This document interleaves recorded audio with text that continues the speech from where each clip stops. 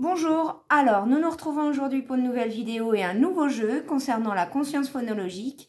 Je vous propose de jouer à Fais ta valise. C'est un jeu qui a été proposé sur un site d'orthophonistes. Je remercie et je mettrai en lien dans la vidéo le site sur lequel j'ai trouvé ce jeu qui me semble très intéressant et que je voulais vous faire partager.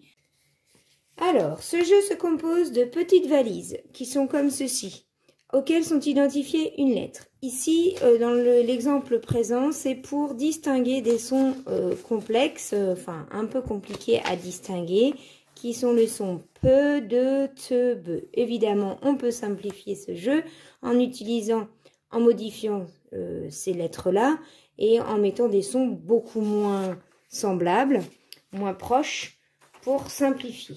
Donc, on a besoin de ces 4 valises-là. Les enfants, eux, les joueurs, chaque joueur va recevoir une armoire.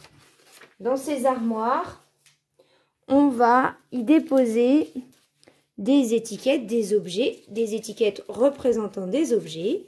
Donc, ici, on va déposer des étiquettes représentant des objets et qui ont sans doute des sons différents à l'intérieur.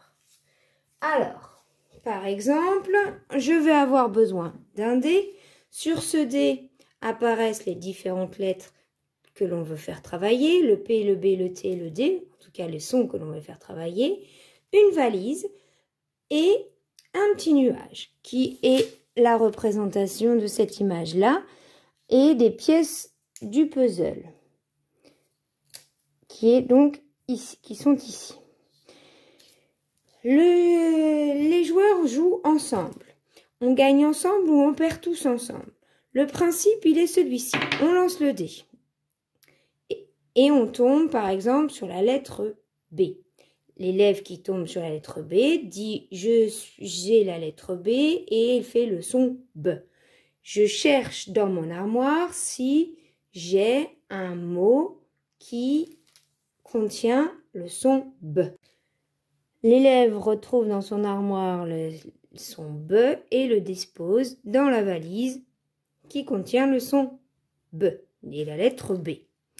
Si l'enfant tombe sur une valise, il choisit au hasard, il choisit dans son armoire 2 objets qu'il va déposer dans les bonnes valises. Par exemple, la fenêtre, on entend te, je mets dans le T, et le coude, que je mette dans le D.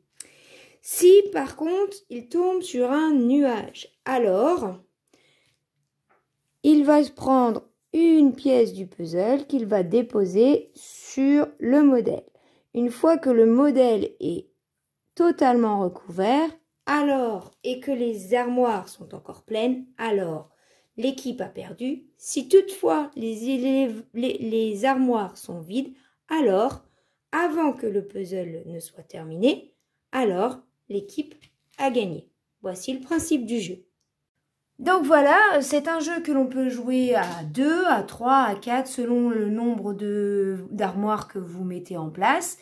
L'intérêt, c'est qu'on peut faire varier les sons, les rendre plus ou moins faciles à distinguer. Là, on travaillait plutôt sur le PE, le 2, le TE, donc des sons proches. On peut très bien simplifier en mettant des sons plus éloignés. Et d'autre part, par contre, une vigilance à avoir, c'est les étiquettes que l'on utilise. Faire en sorte que les enfants sachent identifier l'objet qui est représenté sur l'étiquette. Sinon, la difficulté de l'enfant, elle n'est pas celle d'identifier le son qui est dans le mot, mais plus celle d'identifier le mot exact. Qu'il n'y ait pas de confusion de mots entre 2 illustrations. C'est un jeu que l'on peut faire en collaboratif, comme nous avons pu le voir là, mais il peut aussi très bien se jouer en individuel. C'est un jeu qui peut se faire, vu la complexité du jeu, à partir de la grande section. Et en CP et en CE1, ça peut encore se travailler justement quand on utilise les sons proches qui sont difficilement distinguables. Voilà. Bon, ben, j'espère que ce jeu vous a plu et que vous serez là présent pour la prochaine vidéo. À bientôt. Au revoir.